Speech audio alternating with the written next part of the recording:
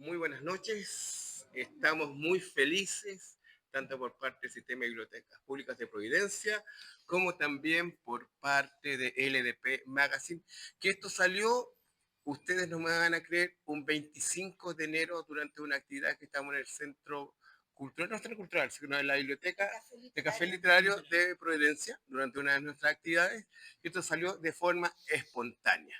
Lo propusimos y fue aceptado. Y lo mejor que estamos aplaudiendo que hoy es un día lunes, que las bibliotecas por general están cerradas. Se abrieron las puertas especialmente para esto. Y estamos felices. Pura brujería. Y estamos felices. Pero a la vez estamos tristes. ¿Qué pasó? José Luis Flores, quien tendría que acompañarnos hoy día con nuestra querida Berna, eh, José Luis sufrió un infarto. En este minuto está hospitalizado en la Universidad Católica. Berna lo está acompañando, porque justamente se juntaron temprano para preparar el speech que tenían que decir hoy día, pero lamentablemente están allá. Así que estamos, el resto de la gente de LDP como de Rincón Patrimonial Chileno, acá tratando de apoyar y vamos a salir adelante con esto. Y esta es una fiesta para que lo disfrutemos entre todos. ¿Comenzamos, Terrence? Sí, vamos a comenzar. Quiero agradecer también la presencia de usted y sobre todo la presencia acá de Catherine, que como ven ella está caracterizada como la Quintrala. Ella tiene que irse muy rápido porque tiene otra actividad, sí, así que voy a hacer una introducción muy rápida sobre lo que es la Noche de San Juan, aunque muchos de ustedes obviamente lo saben, si no, quizás no estarían aquí. Eh, Primero, ¿qué es la Noche de San Juan? La Noche de San Juan se celebra tradicionalmente ahora, esta noche, la madrugada del 24 de junio, cuando comienza a cambiar el ciclo solar. Es el hemisferio norte, hemisferio sur. En el norte es el solsticio de verano, el día más largo del año para la gente que vive en el norte de la Tierra. Y, por supuesto, todos los solsticios tienen este asunto de la lucha de la luz con la oscuridad. ¿Por qué el 24 de junio? El 24 de junio es la noche de San Juan. Los que no, hay muchos Juanes que son santos. ¿A nombre de quién? ¿De cuál es el santo que estamos viendo hoy? A San Juan Bautista. Quizás el más antiguo, el primo de Jesús, que para todos ustedes que no sean religiosos o que no estén en ninguna religión específica, la historia de San Juan Bautista es prácticamente algo que podrías meter fácilmente en Juego de Tronos, es decir, un profeta que empezó a atacar al rey, decirle, usted señor es un inmoral, un indecente y un incestuoso. El rey no quería meterse con un hombre santo, con un hombre sagrado, con un profeta, eh, pero las presiones de su familia, las presiones de su esposa, las presiones de su sobrina, hicieron que efectivamente lo arrestaran, trataran de romper su espíritu. La historia de Salomé, la historia de la danza, que no quiero entrar en detalles porque si no nos vamos a extender mucho, pero básicamente era arrestarlo, romper su espíritu y finalmente cortarle la cabeza y dejarla en una bandeja de plata.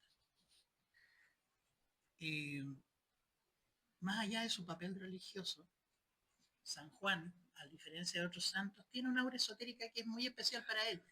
San Juan ha sido mencionado como el anunciador de las revelaciones, un mensajero entre los mundos. Fuera de los escritos canónicos de la iglesia se dice que tal vez hasta vio en su época. Eh, o sea, San Juan era de la misma escuela que Sansón. Me parece que son los esenios. Sí, que vivían de manera humilde, no se cortaban nunca el pelo, incluso podían hacerse ropas con el pelo. Había un momento que se cortaban el pelo y así podían hacer telares con su propio pelo. Pero es cierto que se vestía con pieles, se alimentaba principalmente de miel, tenían una vida bastante y de langosta, sí, de langostas de grillos de la calle. Bueno, solamente para tener eso como antecedente, la noche de San Juan además tiene raíces paganas. ¿Qué es lo que ocurre? El solsticio de verano, al igual que el solsticio de invierno, que podría, que podría ser la Navidad, eh, son, digamos que son tradiciones y culturas que vienen de los celtas, de los íberos, de los germanos. Porque cuando celebraban el solsticio de verano se hacían estos cantos, se hacían fogatas, se contaban historias, habían ritos de fertilidad, muchas cosas que vamos a ver ahora. Voy a ver con quién me caso, si no me caso, si me muero, cómo está la suerte para el próximo año. Y cuando el cristianismo se expandió hacia las tierras germanas, en vez de anular estas costumbres, estas tradiciones, las asimilaron, se cristianizaron, por decirlo de una manera. Y todo esto se englobó, así como otras fiestas que no eran cristianas, se le asignó ya, esta va a ser la noche de San Juan Bautista. De ahí, desde España, Portugal y otros reinos también católicos y del Imperio Español, esta tradición se expandió acá, hacia América Latina, durante la mal llamada colonia, porque en realidad Latinoamérica no fue una colonia, fue parte eran virreinatos. Estados Unidos era colonia. Y bueno, como bien dije, agarramos todas estas tradiciones celtas, germánicas, y se fueron adaptando y se fueron también uniendo a las tradiciones locales, a las tradiciones de cada sector. En cada sector de Latinoamérica se celebra la noche de San Juan de diferente manera, o se celebraba. Pero lo que nos compete ahora en Chile. En Chile, vamos con nuestra querida Cata. Cuéntanos, Cata. Para acá yo me tengo que parar. Dale, Hacerme uno de esos aparatos raros que ustedes tienen. Ahí tienes. Dale, con todo. Listo. Ahora les voy a contar la verdad. Espera. Aquí todos estos plebeyos cuentan la historia como ellos quieren nomás. La verdad, sí, no, me perdí, no. Ya. ¿Funcionan los dos? Sí, están los dos. No, este está apagado. Ahí sí, ahí no, tampoco. Ya, ahora sí. Oh, qué fuerte. Tiene mucha potencia ahora. La verdad es que la noche de San Juan es una derivación de los, como decía Alejandro, es una celebración bastante pagana. ¿Ya? Y que así como lo comparten con los pueblos nórdicos, también los comparten con los pueblos africanos y también con los de Medio Oriente, todos con la celebración al dios Sol o a su equivalente y también a los dioses menores, de ahí salen las bacanales. Vamos avanzando en el tiempo, llega la Edad Media y empiezan a surgir, a propósito de bacanales, los primeros aquelarres, que era una verdadera jauría de mujeres salvajes, ya que aprovechaban que sus maridos estaban ocupados y salían a esconderse en el bosque a hacer sus cosas como lo hacían anteriormente sus abuelas, sus madres, ya, y de ahí nace el cuento de las brujas que montaban sus escobas y salían volando, y era que en estos aquelarres, que eran una protesta social en realidad, porque la mujer estaba bastante sometida, a diferencia de la época antigua, ellas hacían sus propios ungüentos para tener sus propias epifanías. Y en estas epifanías ligeras de ropa, ellas se sentaban en los maderos y obviamente alucinaban con que estaban volando. De ahí viene el mito de eso de que andábamos volando en escoba. Ojalá así fuera, porque no me pasarían parte. Bueno, resulta de que vamos avanzando en el tiempo y hay algo que enseñaba la Iglesia Católica, justamente a propósito de ocupar una fiesta pagana con una religiosidad. Resulta de que cuando estaba Isabel, la prima de María, llama a María que estaba preocupada porque todavía no podía quedar en estado de preñez. Y resulta de que su hermana, su prima, le dice, no te preocupes, anda a ese monte y prepara una pira porque pronto vamos a tener alguna buena noticia. Y resulta que va María y prepara la pira. Y la pira es un rezago justamente de las antiguas costumbres paganas. A los días después, justamente lo que sería el equivalente al 24 de junio, se junta nuevamente Isabel y le dice que ella está esperando, y el hijo que traía en su vientre salta de emoción y le dice, María, adivina qué, estás esperando tu primer retoño. Y ahí queman esta pira y es la costumbre que se va a empezar a usar por toda lo que es Europa, quemando las cruces ya en los montes y que después va a derivar en las costumbres cristianas que nosotros conocemos. Pero ¿qué pasa aquí en el continente americano y precisamente en Chile? Mi bisabuela, María Encio, ya, casada con Gonzalo de los Ríos, el primero, el que vino con el gran conquistador, ese, dije muchacho, que fue casi tío mío, tío abuelo, Pedro de Valdivia. Resulta de que ella fue la primera bruja que pisó territorio chileno. Esta mujer le decían la encantadora.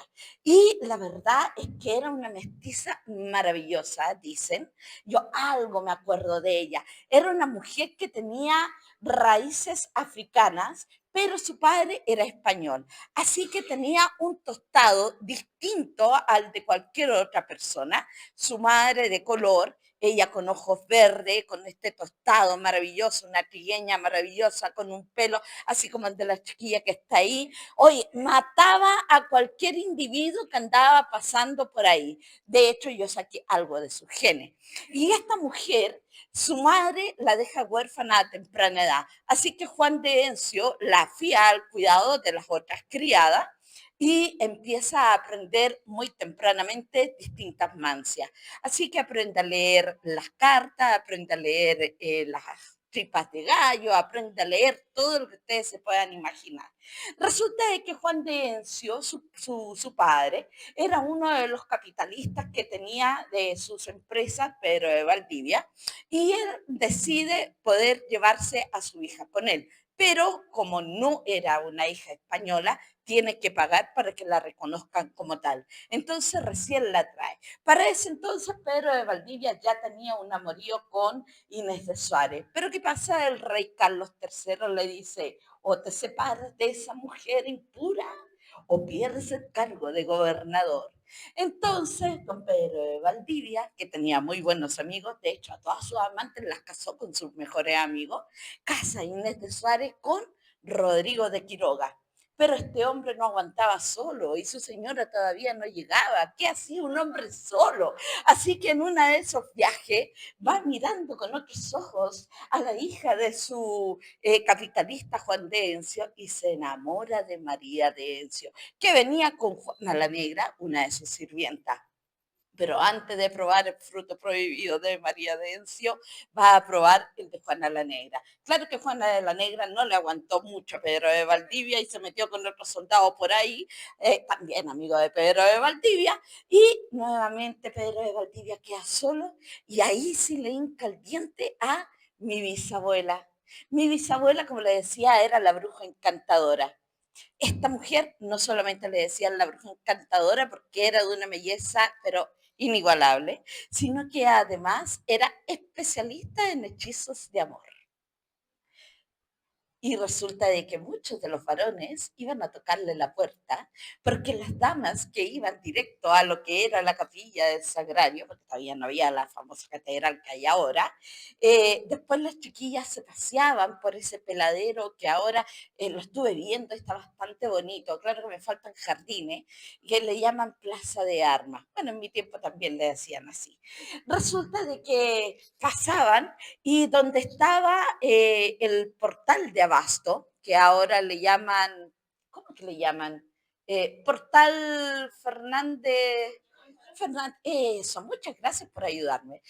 Portal Fernández Concha le dicen ahora, los chicos se sentaban en esos puestos que tenían de café. Sí, porque ya vendían café, ya va a probar café la Sultana Jurret y no lo iban a probar acá. Así que los chiquillos se ponían a tomar cafecito y las chiquillas pasaban por el frente muy disimuladamente con sus chaperonas y se pasaban mensajitos con el famoso abanico. ¿Se sabe el lenguaje del abanico? El lenguaje secreto. Los hombres, por favor, tápense los oídos. Bueno, las mujeres cuando se apoyaban el abanico en la mejilla, muy coquetamente decía, lo voy a pensar.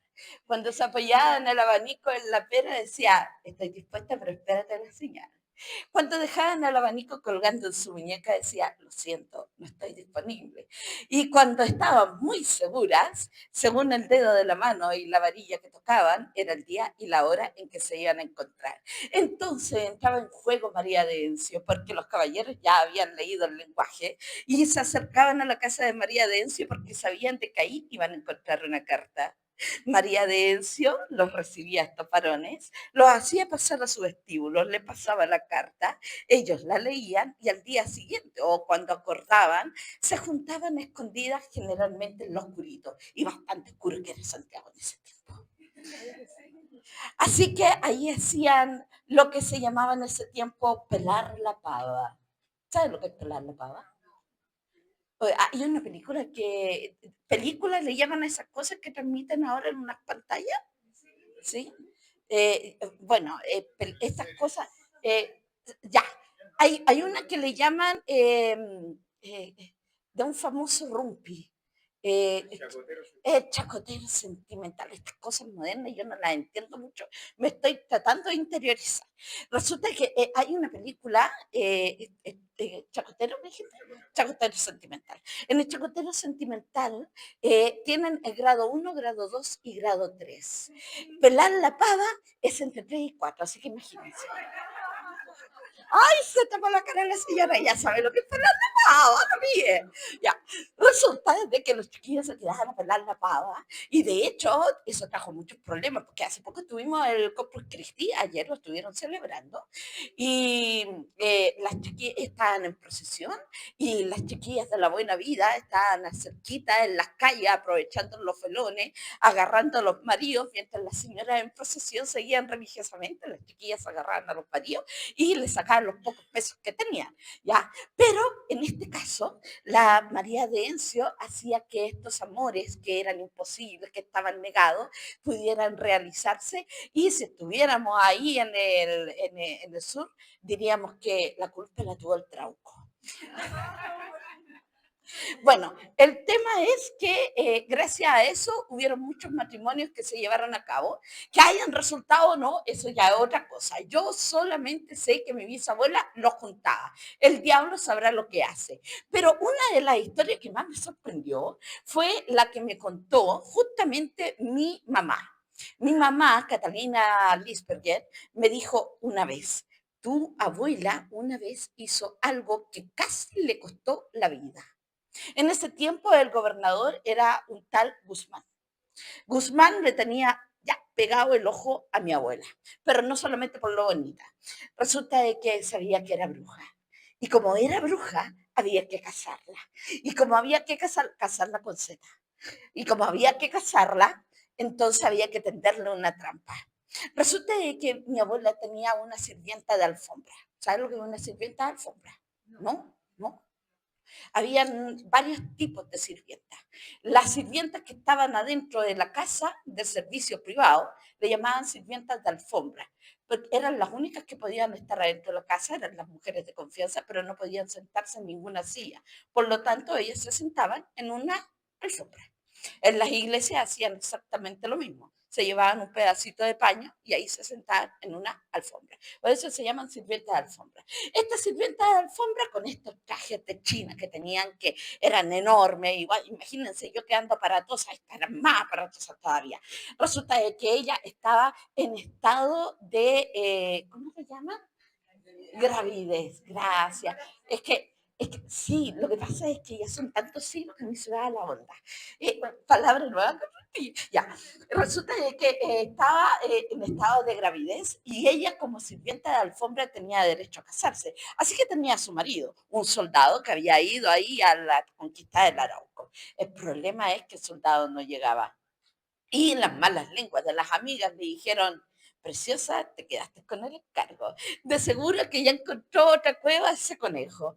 Así que preocupada mi sirvienta, un día se acercó a mí y me dijo, o sea no a mí, a mi abuela, y le dijo, Anita, tengo un problema. Mi marido no ha llegado y yo estoy a punto de dar a luz. Estoy preocupada, no hay esa cosa que se haya ido. Entonces mi bisabuela, María, le dice, no te preocupes, vamos a esperar a la noche de San Juan. van a esperar a la noche de San Juan y van a atravesar la Plaza de Armas. Mi abuela vivía en la esquina que era la calle de los Condes, ahora le llaman Merced, en esa esquina. Hay un TikTok, pues, unos locales raros ahí que yo desconozco. A frente está un edificio que es una mezcla de mono con elefante, que tiene mecano y otras cosas más, y dice Cruz Verde. Eh, no sé qué es eso, pero venden cosas buenas.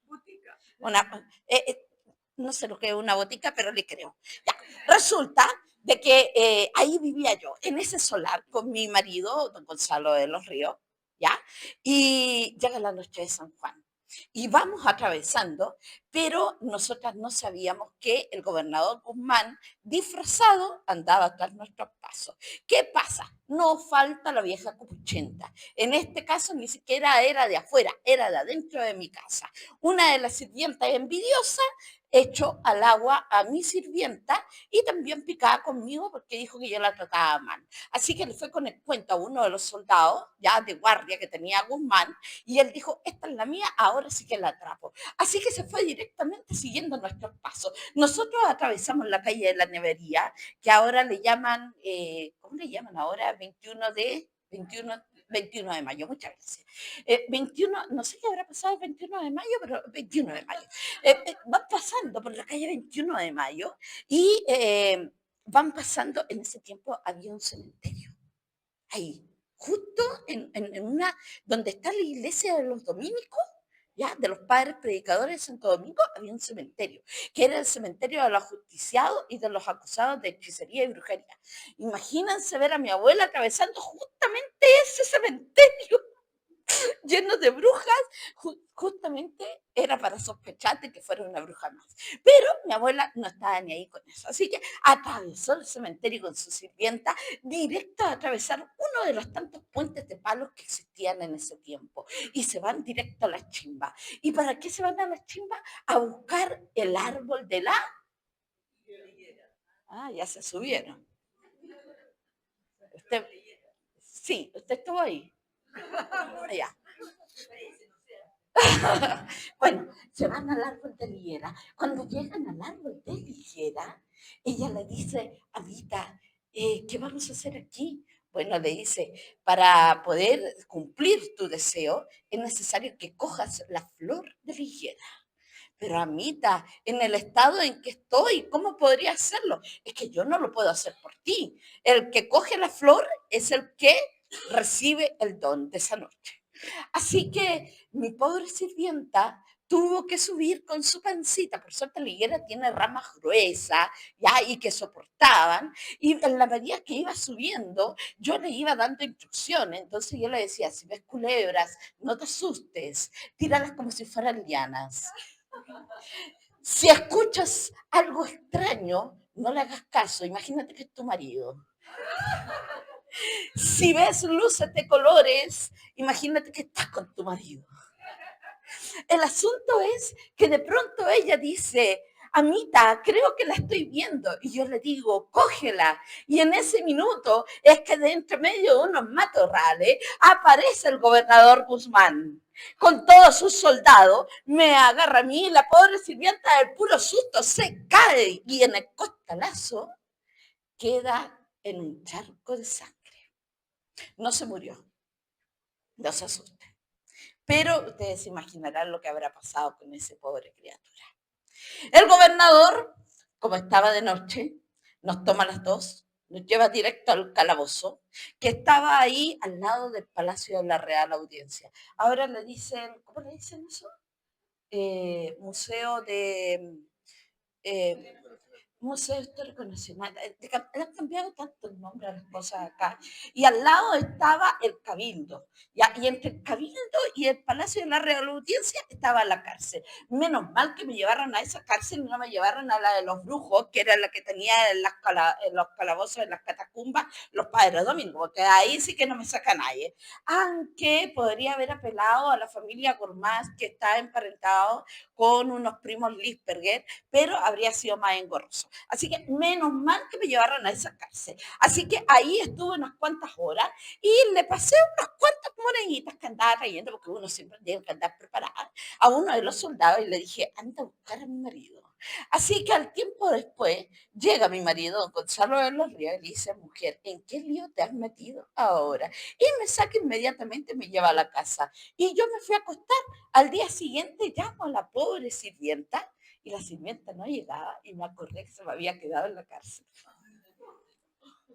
Así que tuve que mandar a buscarla y justo cuando estaba en los trámites para poder sacarla, porque el gobernador Guzmán no que me la quería entregar, justo llegan las carretas con los heridos y los muertos de lo que había sido las últimas batallas en el Arauco. Y adivinen quién llega en una de esas carretas y no estaba vivo, ni andaba de parranda, estaba bien muerto.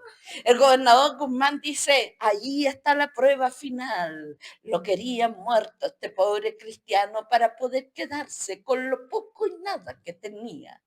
La verdad es que no tenía nada de realidad. La pobre mujer lo único que quería era recuperar a su marido, que no andaba de farra ni andaba de conejo, sino que andaba muerto y bien muertito que lo encontraron. El tema es que se salvaron. Se salvaron mi abuela y se salvó también la sirvienta, pero gracias a que don Gonzalo de los Ríos había sido alcalde, corregidor y gobernador de esta capitanía de Santiago. Esas son algunas de las historias de la noche de San Juan, más allá de los hechizos que se puedan contar, que seguramente mi amiga aquí, colega también, les va a contar, porque ya vi ahí algunas papitas, algunas hierbitas, no se las fumen, ¿ya? Pero todo sirve en esta noche mágica de que es única en el año, cuando se abren los portales. De aquí no tenemos más que esperar hasta el próximo año o a una de esas fechas que andan medias perdidas ahí, que son los números duales, pero esas cosas ya son para otra historia. Yo soy Catalina Chos, de Rincón Patrimonial Chileno y Rutas con Historia. Muchas gracias por haber estado esta noche.